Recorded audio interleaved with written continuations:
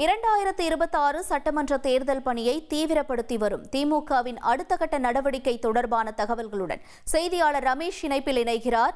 வணக்கம் ரமேஷ். தொடர்ந்து 2026 சட்டமன்ற தேர்தல் பரபரப்பை உண்டாக்கி கொண்டு வருகிறது. இந்த நிலையில் திமுகவின் நிலைப்பாடு என்னவாக இருக்கிறது? முழு விவரங்கள் என்ன ரமேஷ்? தமிழகத்தில் ஆளும் கட்சியான திமுக 2026 சட்டமன்ற தேர்தல் பணியில் தீவிரம் காட்டிட்டு வராங்க. தேர்தல் பணியோட அடுத்த கட்ட நடவடிக்கையா ஒவ்வொரு சட்டமன்ற தொகுதி வாரியாக நிர்வாகிகளை திமுக தலைவரும் முதலமைச்சருமான மு.க. ஸ்டாலின் திமுகவின் தலைமை அலுவலகமான அண்ணா அறிவாலயத்தில் சந்தித்து பேசி வருகிறார். உடன்பிறப்பே வா அப்படிங்கிற தலைப்பில் 1-to-1 சந்திப்பாக இந்த சந்திப்பு அண்ணா அறிவாலயத்தில் நடைபெற்று வருகிறது.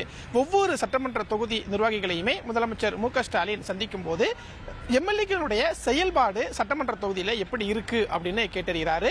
அதே மாதிரி திமுக அரசு 4 ஆண்டுகளாக கொண்டு வந்திருக்கக்கூடிய திட்டங்கள் சாதனைகள் எல்லாமே பொதுமக்களிடம் சரியாக போய் சேர்ந்திருக்கா அப்படிங்கிற தகவலையும் கேட்டு போறாரு. அதே மாதிரி திமுக மாவட்ட செயலாளர்களுடைய செயல்பாடு, பொறுப்பு அமைச்சர்களுடைய செயல்பாடு எல்லாமே தொகுதியில எப்படி இருக்கு அப்படிங்கிற ஒரு விவரத்தையும் முதலமைச்சர் மு.க. ஸ்டாலின் கேட்டு பெறுவதா தகவல் வெளியாகியிருக்கு.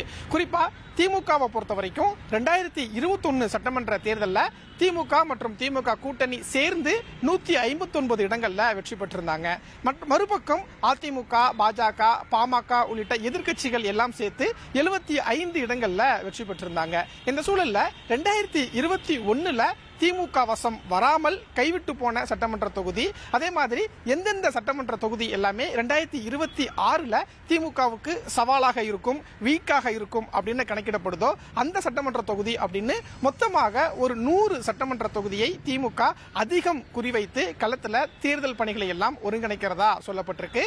அதற்கான ஒரு வியூகம் அமைக்கப்பட்டு தான் இந்த 1-to-1 சந்திப்பு அப்படிங்கிற ஒரு ஏற்பாடும் திமுகவின் தலைமை அலுவலகமான அண்ணா அறிவாலயத்தில் நடைபெற்று வருவதா சொல்லப்பட்டிருக்கு. குறிப்பா 2026 சட்டமன்ற தேர்தலில் 200 தொகுதியில் வெற்றி பெறணும் அப்படிங்கிற ஒரு இலக்கை நிர்ணயித்து திமுக தலைமை தேர்தல் பணியை மேற்கொண்டிருக்கக்கூடிய சூழல்ல கடந்த முறை கைவிட்டு போன 75 தொகுதி, அதே மாதிரி வீக்காக இருக்கக்கூடிய தொகுதி அப்படின்னு ஒரு 100 தொகுதியை போக்கஸ் பண்ணி தேர்தல் பணியை மேற்கொள்றாங்க அப்படிங்கிறது தேர்தல் பணியில ஒரு முக்கியத்துவம் வாய்ந்த ஒன்றாக பார்க்கப்படுகிறது.